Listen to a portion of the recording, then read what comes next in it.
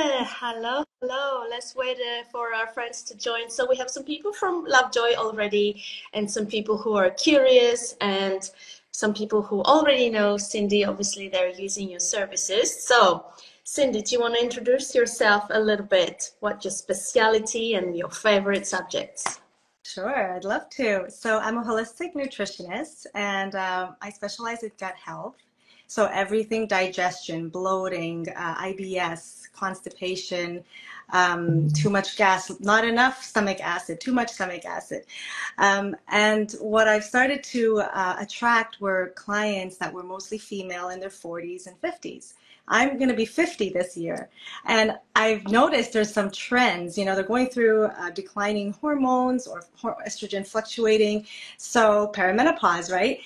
Belly fat, they're having trouble sleeping, they're getting irritated with their husbands, their moods are, going a little bit unbalanced, and energy, they're really trying, they're really spread thin. At this age, we're caring for maybe our parents who need our help, and then we're caring for our husband, our kids, our work.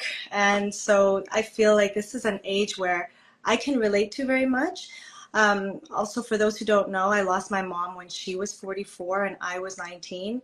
And I also lost one of my best friends when she turned 42. And so there's something about this 40s that really intrigued me, women in their 40s. And I now understand why, that because during this time, your sex hormones like estrogen and progesterone are starting to decline. And progesterone is a very anti-inflammatory hormone. It's a very calming hormone. So when that starts to decline, you could get issues like sleep or insomnia, or sleep issues, sleep disturbances, and also anxiety, and all of, having a hard time coping with stress. Your tolerance level is a little bit, a little bit less for stress. So yeah, so I started a program last year on gut health for perimenopause, and we worked on just losing the extra belly fat, boosting digestion, balancing hormones, and Alexandra joined that program. Yes, It was great. because we only like 3 minutes into our lives, so we don't want people to miss out on this good information. So basically, Cindy, her background was in IT. She was in technology, and she was doing her office job 9 to 5. And then all these changes happening to her beloved ones, and so close to her, that she started to study more into what is happening in this age group and why. And she wanted to help people with nutrition holistically before medical intervention will happen. So both of them obviously is the ideal situation, because everybody's different and everybody needs different care. But that's where Cindy's love was coming from, why this is happening to my loved ones, and how can I do to help other people so that they don't have to have this dramatic, and so we're so grateful, Cindy, that you are focusing on this group of women, and thank you for your time coming here. And so yes, I was lucky to meet Cindy because I was going through my early 40s, some hormonal changes. And yes, COVID happened, and it was very stressful, and baby happened. So I'm so happy I found Cindy into this program we were doing together on Yes Montreal, that bootcamp business plan, right? So that was fun. So we immediately click. I immediately used her services, and I already felt difference in my my mood swings, my sleep, my energy. And then I joined your 8-week program, right? And that's when I realized how much love you pour into it, and how much care, and how much detail into explaining all the little details that we just don't even wouldn't even go there. And there were so many solutions in Mother Nature that I would know if I didn't have you, Cindy. So I'm fascinated by how Mother Nature can help women in this 40 plus age, and also I think it's also for moms in their 30s, because you can start applying these things and don't wait until the last minute to things to go out of hand. If I knew these things earlier, I would probably feel way better sooner.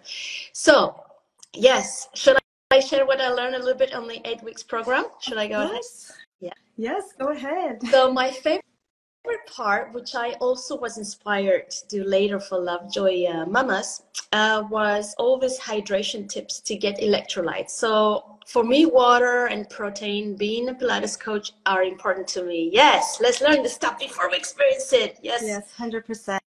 We're in the front lines. I always like learning from people that are at the front line because then I don't know what's going on, right? Yeah, and we're right there. to be fair, this applies for everybody, men and women. People don't realize that just drinking water is not enough. Drinking coffee, black tea, all the crazy frizzy drinks, it doesn't count into the good hydration. It doesn't count. There's sugar, there is all this stuff. So when we say stay hydrated, it's not just a glass of water, it's a glass of water with a bit of electrolytes, maybe a little juice of fresh lemon to to clean the liver. So that was my highlight, because I took for granted that just water is enough, but it's actually not enough if you're sweating and you're doing a lot of activities. And then the other stuff that I hooked and I can't stop thinking about, I put cacao everywhere. So that cinnamon, that cacao, that cayenne pepper. Tell us a little bit about this magic of this combination of things that Mother Nature has. Tell us a little more into that. That was my favorite as well. Tell me. That was right. Yeah, that was actually in the core of the program. And I really find, because our metabolism could be a little bit slow due to lowered estrogen and more increased cortisol, and of course the stress. So the main concern was belly fat. Some of the women were just having trouble losing that stubborn fat. So I talked about thermogenic foods, like all the foods that raise your blood circulation, that heat up your body, like ginger, cinnamon, turmeric, cayenne, like you were saying, and we put it all into this elixir drink with apple cider vinegar. So we would start our day using that. And that's actually really good sugar regulation as well. Apple cider vinegar itself has acetic acid and also malic acid, and it's really good for your liver to kind of thin out the bile. So it's a really good detox, helps to regulate that insulin spike. So you don't want too much insulin spiking throughout the day. So like you were saying, those types of foods are good to kind of boost your metabolism and give you that energy. So we were kind of sprinkling it through our recipes too, right? Not just in that drink. Yeah. I'm an addict. Cinnamon and cacao everywhere. If I can, I'm holding one cacao, one cinnamon, and I'm just like, woo. But honestly, for people who are worried about getting diabetes, or people who are a little bit higher in their blood sugar level, cinnamon is a wonderful blood regulating herb. So if you even take like half a teaspoon of cinnamon with some turmeric, if you like, put it into just water, or or any hot tea that you have, it'll help to regulate your blood sugar. So that's what we were working on, because when you prevent that insulin spike, you can also have more even energy. It'll help you sleep, and also it won't accumulate into your belly fat. So that was one of the main purposes. And what else is perfect for belly fat? Sleep. Why is that? Yes. Why sleeping is well, sleep will help you normalize your cortisol level. So when you don't get enough sleep, there's many benefits to sleep. One of the things is the detox, right? When you sleep, your whole body starts to cleanse itself out. When you don't get enough sleep, you notice your puffy eyes, you notice maybe your memory, you're more clumsy. Yes. So sleep is really good for that anti-inflammation, for just like getting rid of inflammation in the body. But sleep also normalizes your cortisol. So if you don't have enough sleep, your cortisol can spike, and that cortisol spiking affects insulin response. So you've ever heard of the term insulin resistance? Yeah. Have you heard of that term? So it's basically meaning that your cells don't respond that well to insulin. So when you eat something carby or sugary, normally your insulin will take that sugar and then open up the cells and put it in there. But if your cells are not responding to insulin, then that sugar is pretty high in your blood. The insulin will eventually then store it into your liver, so people can get fatty liver, or store it as belly fat. So the cortisol and insulin do have a link, a connection there. So that's why you want to lower your stress. You want to get plenty of sleep. Getting enough sleep also is good for your metabolism. It keeps that circadian rhythm going. That circadian rhythm also ties into how you metabolize the energy, your food. So, that it all is connected. So yeah, if you have not enough sleep, you can get sluggish. Your metabolism can get Yeah. sluggish. Yeah. What about all my mamas who have new babies and they cannot sleep and have a shut eye? What happens to them? Is this something that can recover later? They can recover, say, if they're only getting 2-3 hours sleep because they're breastfeeding in the night. Can they recover later after this Yeah. phase is over? Yeah, definitely. You can recover later. I mean, it is just a transitional phase. I mean, it is tough for sure for the body. So maybe during the day, try to focus more on anti-inflammatory foods, curcumin, drink lots of water, take your omega-3. Make sure that you are trying to reduce your stress level as best as you can with, deep breathing, Pilates, moving. This movement, of course. Work on, I guess, work on the quality of sleep. Try to get, naps in the Yeah. day. Deep sleep, quality sleep. And yeah, like you were saying in circadian rhythm, right now in the winter time, a lot of us hibernate and we don't want to go out, but how critical it is to help our brain go into sleep mode. If we don't, because the eyes are really connected to the brain directly, if we don't see the sunset colors, we don't see some sunlight, the brain doesn't know when it's day and night because we always with screen lights, right? So the brain cannot regulate, cannot understand, okay, now is nighttime so I can sleep. Same with babies. If we take them out for a walk and get some sunshine or some kind of over, with the snow reflecting light is just enough, right? It's more light than inside the house, always, right? 100%, there's more light outside. So then register that in the brain, and then both baby and mom can get a good night's sleep when they have had some kind of natural light, not screen light, not inside light. I think that's critical as well for a good sleep. So tell us a little bit why that belly fat is just sugar. Where is sugar? Because where is sugar? It's not just in a donut, right? You educate us a little bit. Well, it's really insulin is the main thing. That insulin, think of it as a storage hormone, and think of it. I always explain it like you get delivery to your house. Let's say you get pizza delivery. Let's say, okay. Yeah. So the doorbell rings, you open the door, the food comes in, and that's done. So the delivery man is like insulin. The delivery man is like insulin, and the pizza is like those sugar. It's coming to your, and the delivery man rings the bell. But let's say you hear that bell going off every 5 seconds, and you're like, I'm not opening that door. I'm tuning out. I'm not even going to bother. So that becomes insulin resistant. So that delivery man, what he does is he ends up plopping those pizza boxes right in front of your door. And that's the accumulation of the belly fat. So it's really the insulin. So what you're trying to do is stop that insulin response. You could cut out sugar, like really drastically reduce sugar. That will really help. Like even in your coffee and your tea, even when they say honey and maple syrup, they're better forms of sweeteners for sure because they have minerals. They have some health benefits. But when you're trying to lose belly fat, you even want to cut that out as well, or just try to minimize that. And then refined carbs, like the pastas, the breads, the the rice, the white rice especially. And it's not to say that you don't eat any of it. It's just reducing the amount and reducing the frequency. Because we always, in the old days, I used to do this meal plan where it would be like breakfast, snack, lunch, snack, dinner, snack. And it's like, how many people are eating every 2 hours? And at this age, I'm noticing that if you want to regulate your insulin, you can cut out the snacks. You can even, do more intermittent fasting. So eat a little bit later. Cut out the evening eating. After dinner, don't eat. Just have your calming tea. I'd love to have, this cup of calm. You can have like soup broth. Just don't try to like raise that insulin. Even if you eat meat, your insulin still kicks in. It's just not as strong.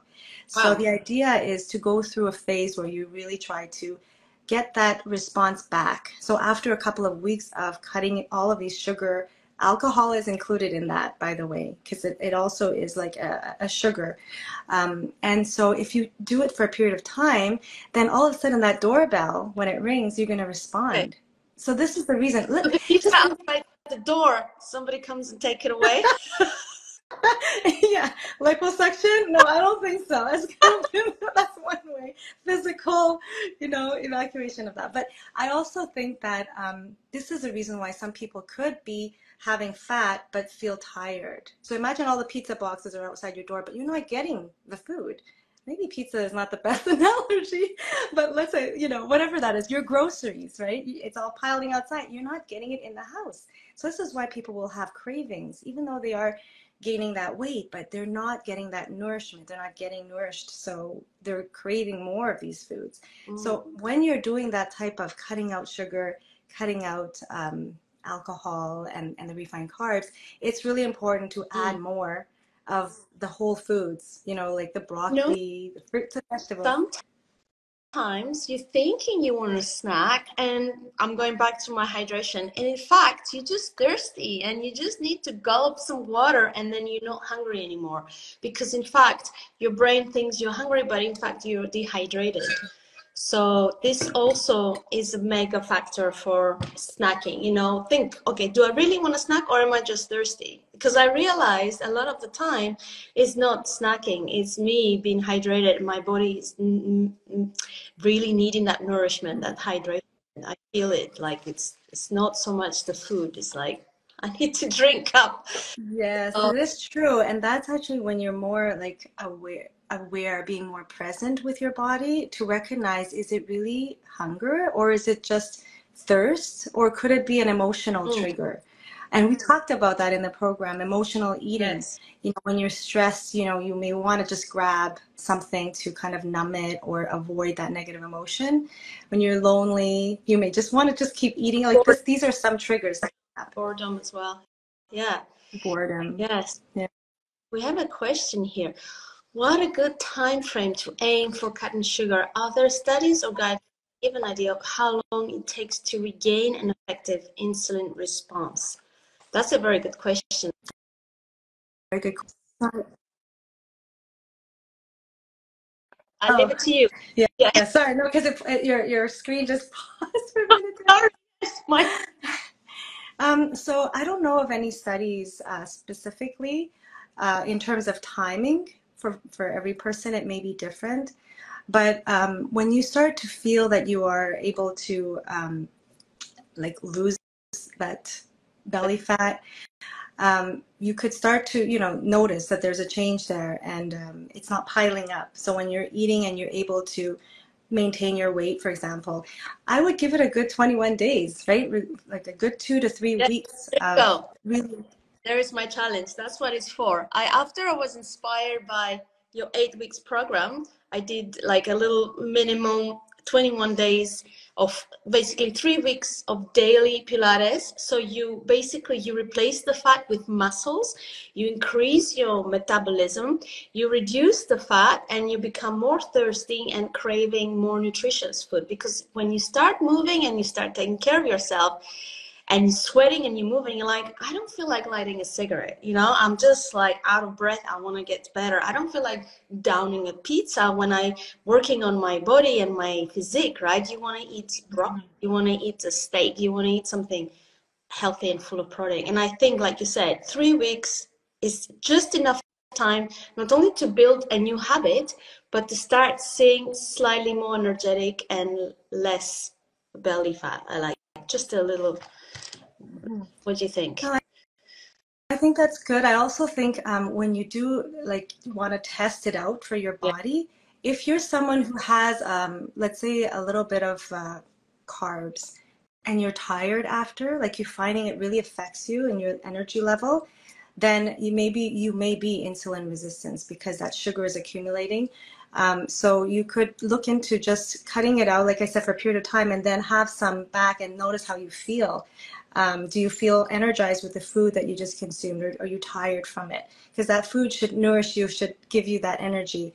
So that's just a way of testing it. There are supplements out there that can help as well. There are supplements like the B complex. I love the supplement here, the Synergy B. I'm not paid to talk about supplements. I'm just letting you know, like, I really like it because it has the full complex with a little bit of spirulina and inositol, which is really good also for detox. And inositol is really good for your ovaries. So when you're like stressed out, you want to nourish your ovaries, your reproductive system as well, so that your periods don't become, you know, crampy or heavy, because you want to normalize those hormones. So B complex is good to help with metabolizing carbs. Mm. And so it's something that I often Yeah. recommend. And also a bit of chromium, and which is also has that in like a lot of sugar regulation supplements. Yes. And you know, you wanted to touch all the S's, right? So we touched sugar, sleep, and what's the other one you wanted to talk about? Stress. We talked about stress and sex hormones. Okay, let's talk about a little bit about that. So I was thinking earlier when we talked about progesterone, you know, lowering that's the sex hormone that is usually affecting women when you're going through perimenopause. And estrogen will spike and go down. It has an erratic pattern, but it also declines during perimenopause. So if you know, that will affect your libido, that will affect your energy in general. And then there's also testosterone. I mean, we all have testosterone as well. Like men have more, but we also have that too. And women can also have lower testosterone as we continue on to menopause. So when these sex hormones decline, there is this overproduction or kind of overworking of the adrenals, because later on when you go through menopause and you stop making these sex hormones, your ovaries are the ones that make estrogen, progesterone. So once it's gone, then it's your adrenals that need to do that work. So you need to nourish your adrenals. And that's where oftentimes I take adaptogens. So ashwagandha, for example, is really good to help calm the body, calm the nervous system. I love having magnesium around. That's really good for stress and relaxing of the muscles. And also medicinal mushrooms is another one that I often recommend. I love this brand, Eversio Wellness. But I mean, you can see them all over the place now, like cordyceps and reishi, ginseng. You know, those are great herbs to give you energy, but in a calming way, like not with jitters, not like caffeine. Yes. So yeah, I mean, for testosterone boost, even for men, ginseng is wonderful. I prepared all this because I really wanted you to see the visuals of things that are available, you know, in grocery stores. Yeah.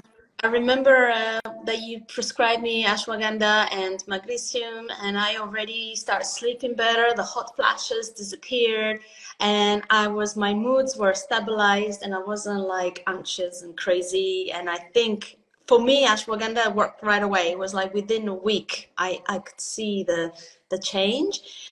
And magnesium now I take it permanently before I go to bed. It helps me sleep. I don't have any pain in my muscles because as a Pilates teacher, I can go teach every day, every hour. So I need something to help me with the muscles, and I don't have the pain I used to have. That's wonderful.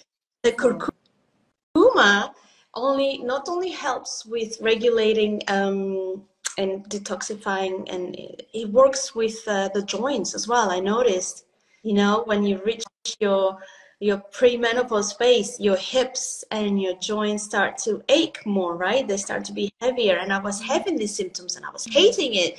And then you're like, boom, curcuma, magnesium, ashwagandha, that three together before bed with my chamomile tea was like, I wake up fresh. Of course, if I did go to bed before 11, right? That was the key. Program was like, go to bed before 11. Between 9 and 11 is the best window. Don't miss that window. I remember you were really strong about this, and it really make a whole difference for sure. Yes. And you know, good for you that you were able to do it. That was probably the hardest part of the challenge, is to have people try to get to bed earlier before 11. But were you able, like even with children and with like all of the business running, how did you feel about that? So I tell you the huge difference when I sleep between, you know, the kids go to bed sometimes 8 o'clock if I'm lucky, but most of the time reading stories and everything, it goes up to 9. So I'm like, I don't have time for myself. So if I have managed to achieve what I wanted to do the daytime when they are at school, I go to bed not long after them. But sometimes I need these 2 hours to catch up with my husband, type some emails, have a tea, and then it's 11. And I know it because my eyelids just like got heavy. And I know that my body's telling me, okay, mama, time to sleep. But when I have work deadlines, like I had the craziest Black Friday ever in November, I pushed myself through past 11, 1, 2, 2 a.m. and I could feel I was deteriorating, like I would wake up grumpy. And then my immunity just crashed. I catch all the bugs, my kids. I think I was sick for a whole month. I had 1 week in Christmas, between Christmas Day and New Year's Eve, that I was healthy. But I couldn't believe how it affected my immunity, you know? Yes. It's like our phone needs to charge because the battery doesn't work anymore. It was like that. I was not charging while I was sleeping, very little charging time, and then systems down. It's incredible. I'm so sensitive if I don't sleep anymore, you know, and the same goes with alcohol and stuff like that. If I drink, it does affect me more than it used to when I was in my 30s. And that's the sugar, right? Is that the sugar? Yes, that's right. It's inflammation too, and it is a burden on your liver to detox that. So think about having alcohol and not sleeping. That's like double whammy right there. You're really putting your body into overdrive to clean Yeah. itself out. There's a question here. I struggle with cramps while on my. Oh, sorry, I can't read the full message. Maybe Alexandra, you can read Yes. the full message. So I'm definitely going to bed, make an effort, get to sleep. Yes, good job, Mama Weller. Yes, magnesium before bed for better sleep. Also good those struggle with cramps. Well, yeah, on their period, yes. And to help prevent dips in breast milk supply, yes, when during the menstrual phase. Thank you. Thank you, Nutrition Connection. She's our coach also on LovJoy about breastfeeding and taking care of mamas in that fragile time during pregnancy and after that postpartum period with the breastfeeding madness. So thank you so much, Khalifa, for that insight. We love magnesium. I think so many people don't know how deficient they are with this mineral, right? Yes, And mineral. Yeah. there's so many different kinds. It's not just like one magnesium. They're like the different kinds that do different things. And I always get confused that which one does this and that. But the sleep one is the Well, I use the magnesium bisglycinate. I find it's very gentle on the stomach, yeah. and this is the one that I like. But that format is easy to absorb as well. There's also this calm powder that I find is nice at night when you're talking about having a tea at night. Sometimes, I just mix that in with some hot water, but you let it fizz, and by fizzing, it actually becomes a little bit more bioavailable. It actually breaks down so you can absorb it, and let it sit for a little bit before drinking. And this turns into magnesium citrate. But some people find it hard on their bowels. They'll have like loose stools, or maybe they'll have a reaction. But however, the good thing is some people actually like that effect because then they can go for a bowel movement the next day. So it helps a little bit with constipation as well. Yes. I like it. I like to get my magnesium at night. I wake up, have my event, and I'm done. So my evacuation event, I call it evacuating now. So I want to share a little story about my aunt from Greece who was visiting last summer. She's in that age group now. She's in her 50s. Actually, she turned 60. So she was in her late 50s when she came to see us. And so she's a survivor of kidney cancer. So they removed a kidney that was full. So she had been treated with this extra, how do you call it, the immunity treatment. Hello, there? Yeah, there you are. So she has this treatment. She didn't have radiotherapy or chemotherapy. She had the one that with the injections that help you increase your immunity. So she was lucky to have this new treatment, which was amazing. She's now in full recovery, but when she came to see me, she had a couple of days that she was overtired, overwhelmed. She couldn't sleep and she was aching all over. So I gave her, you just to remind me, I gave her that calm, magnesium calm. She didn't even know about it.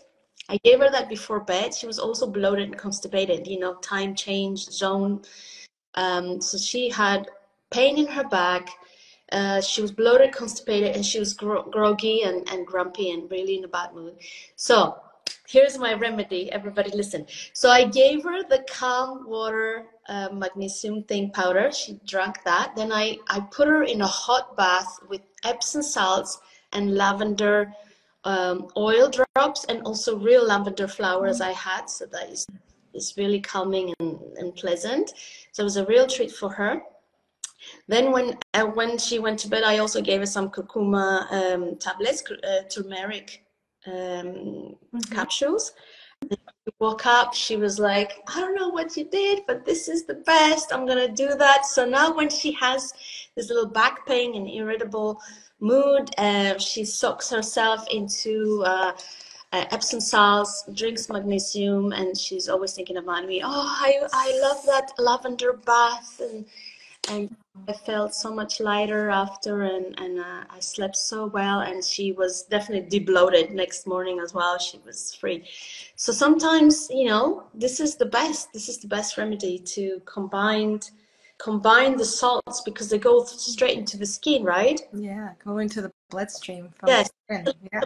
in the salts, right? Yeah, well, it's a mineral, and yeah, it's often in that Yeah, Epsom salt. It's the yeah, magnesium sulfite. Usually, that's the format.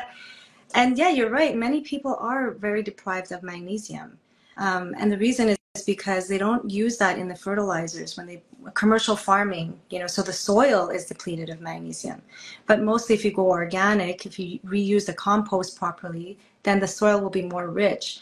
So it's unfortunate that now, as we get more commercialized with our food supply, there is less minerals in there, unfortunately. So that's why supplementation is so important. And I remember, you know, like there were some people that within our age group, like 50 plus, that did not want to take supplements. I remember seeing some of my clients, also some classes, because I used to teach at the West Island Women's Center, and they're like, I'm not, because it wasn't part of their tradition. You know, it was like growing up, they didn't see their parents doing it. But I find times have changed now. And that's why I really do believe in supplementation, especially as we're going through stressful times, changing times through perimenopause. So good for you that you helped out your aunt that way. yes, and thank you. Yes, she was very happy. And another thing about the hormones that are affected by our toxic environment. Do you want to talk about this? So this is a whole new, I know, it's like 2 more minutes squeezing in, and then Sure. No, everything. absolutely. It's so important to talk about hormone disruptors. And that was basically one of the main topics in the class, is to look at your environment.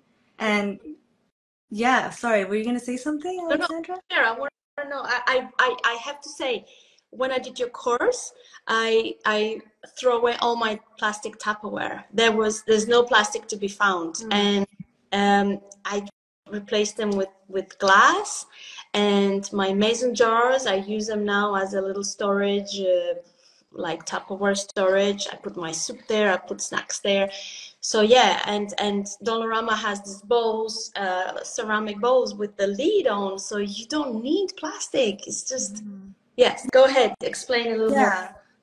Oh, good for you. I mean, for sure, plastics, especially when you heat them with food in the microwave, or you're transporting hot food in plastic, it could kind of leak into your food. Water bottles that are from plastic, oftentimes we don't have a choice when we're traveling. Sometimes we just need plastic water bottle from our travels at the airport and things like that. But when you can minimize as much as you can, minimize consuming any foods from plastic containers, that would help. But there's also your skin products, you know, the lotions, sometimes that has hormone disruptors, even candles that have the word fragrance. Did you know that fragrance is just a label for many ingredients that's kind of proprietary to their brand? They won't put it out there, but they just kind of mask it with the word fragrance. So when you see the word fragrance, you know, I personally prefer candles that use essential oils. You know, beeswax is great. It's more natural. And so, yeah, things that are scented like that could disrupt hormones. So it's really, you know, there's so many different types of plastics too, right? Even the inner lining of the can, when you have canned beans or canned soups, a lot of them are made with BPA, which now you'll often see BPA-free cans. But those, you know, plastics, they can mimic estrogens, and we often call them xenoestrogens, which is the synthetic version of, you know, the normal estrogen. And what that happens later on is that you can get too much estrogen accumulated in your body. So, you know, a lot of times when people have growths, like fibroid growths, ovarian cysts, a little bit of growths in their breasts, it could be due to too much estrogen.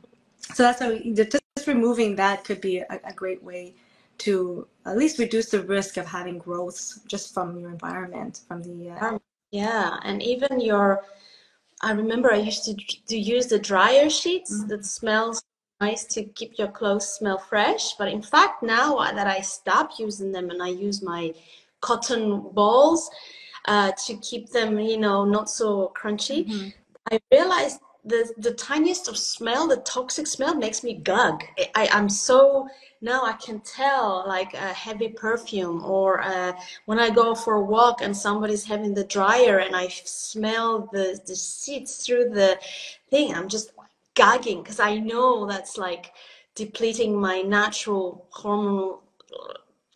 I don't know how to explain. balance. Yeah, balance, I guess. Yeah, many people do have that effect. They do get headaches from these fragrances, from like you said, the dryer sheets, and even the liquid in there. You know, just people do have these types of response, migraines, or even like response on their skin, and they don't really connect it to perhaps that environment that they're, Yeah, you know, surrounding themselves with. and creams. The skin is like also the most sensitive to be disturbed by all this toxic stuff. Yeah, the makeup, nail polish, whatever, right? All these things is the environment. Yeah, so actually, there's this website, just quickly, it's called EWG.org. It stands for Environmental Working Group.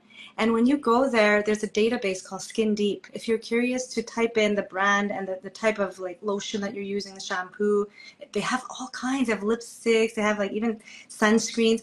You can put in, and they have like a rating scheme from green to red, where it shows the level of toxicities and carcinogens. So if it's got these toxins, you'll see it as like red or even orange. Orange is acceptable, but it'll detail out what are, you know, at least the toxins that you can look out for. And then you can look at what you can replace them with over time. Amazing. I'm using in my 21 days Pilates challenge. In the protocol there, I have an app that is free actually. It's called Yuka. You can go with your phone, use the code to scan anything, skin products, hair products, from food. Sometimes I'm shocked with what I thought was healthy food for my kids, and I thought it was low sugar. I scan it and it says 33% out of 100. So it's like, if you can imagine the Oreo cookies, you scan it with this app, it says zero. There's zero nutrition. It's like the most evil cookies in the world is Oreo cookies. And it goes the same. You can scan shampoos, your hand cream, skin products and beauty products. And this is free. You can download it and it just gives you all the data you need. And yes, guys, you need to download the app, download LovJoy app. Cindy is in there. She offers, is very generous. Let me check again. She offers a mega discount for your first one-on-one consultation with her. 20% off. We have a code called LovJoy20, and she has an amazing ebook on gut health. I need to check that out myself. She gives us a 15% discount if you use the code LovJoy15, and LovJoy is LovJoy. And also my 21 days, 3 weeks basically, Pilates Habit Challenge is just $21 for you to keep for life. And in there, I have Cindy's meal plans to keep you low sugar for busy moms, the one pot. Right? One pot meals for 1 week. I'll make it all simple in one pot. Less dishes. One dish only to wash. And you have your Mediterranean week you're going to try. And we have the anti-inflammatory meal planning again from Cindy. Thank you, Cindy. This is great value, guys. You get to know my teaching style. You get to do 15 minutes Pilates every day for 21 days. And I promise you, from day 1 to day 21, you'll see the progress. I give you tracking sheets to tick your amazing stats. And then Cindy's there. I'm there with the hydration video explanation with the electrolytes. I mean, this thing, $21 is ridiculous, guys. You need to jump on it. And Cindy, you want to talk about your waiting Oh, list for your 8 weeks? yes. Yes. Actually, yeah. If anyone here needs some help with perimenopause and belly fat and digestion, I am going to run this program again in March. So if you want to go on the waiting list, just send me a message, send me a DM if you like, and I'll just give you more information about that. But we also have checklists in there, and we check off the things you do every day.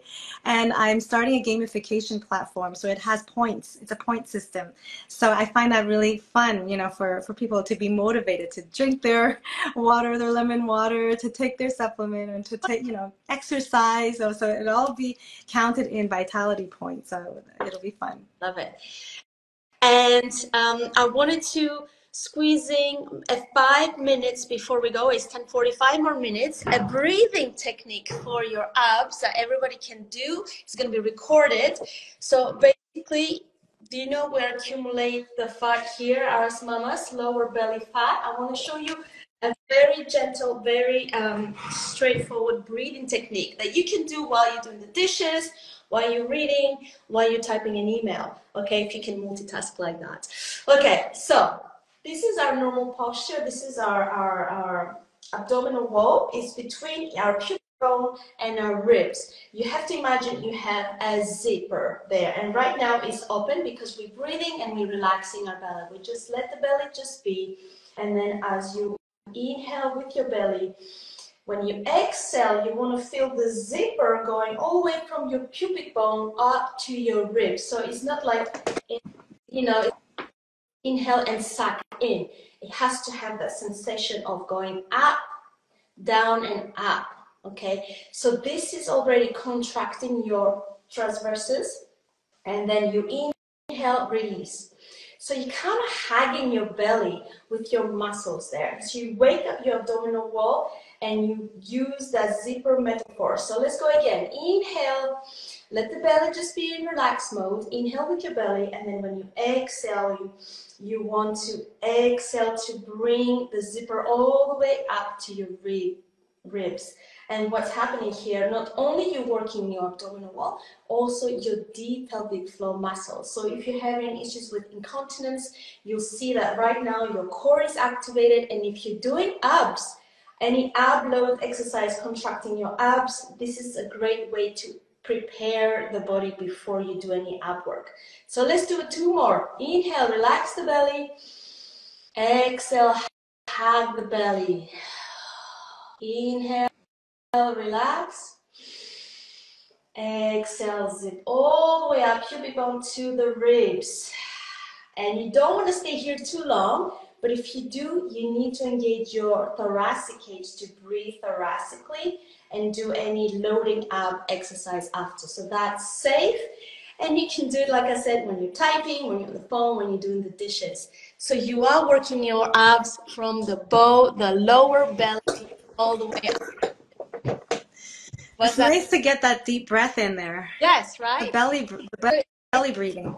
Exactly. It's not like sucking, you know, it's gradual, sequentially coming up, zipping up, closing the zipper all the way to the ribs. So this is great for diastasis, to after you just had a baby, or when you really want to work on that lower belly muscle and fat. So it just starts to get some movement, some blood flow in there. You could do that when you're sitting down, right? You don't only need to stand up to do that. No, you can do it sitting down. Yeah, exactly. As long as you do it gradually, okay? Not just like a sucking instant, you know, it has to be lower. So it's like, imagine you have an elevator from your pubic bone to your belly button, and you go first floor, second floor, third floor, fifth, and you squeeze and you stay there and you breathe next with your chest, and then you inhale to release the belly again. Because it's not recommended to keep that contracted core, you know, because then the muscles get tired and then they forget how it is to work, to function properly. So it's not recommended to walk around with sucking your belly and squeezing your pelvic floor constantly. I know when we stress, we kind of do that by accident, but it's not healthy at all. It actually damages the muscle quality. So yes, I leave you with this breathing technique, hug the belly. And any questions you guys have after, you can also put it in the comments. This video is going to be permanently in our profiles. And yes, download the app, download LovJoy app. All the goodness is in there. Take care, guys. Thank you for staying till now. Thank you so much, everyone. Thank you, Alexandra. Cindy. So good to see you in a live chat. Thank you, Nutrition Connection, Mama Weller, and everyone who was interacting with us. Have a beautiful rest of the week. Bye-bye. Bye. Bye-bye.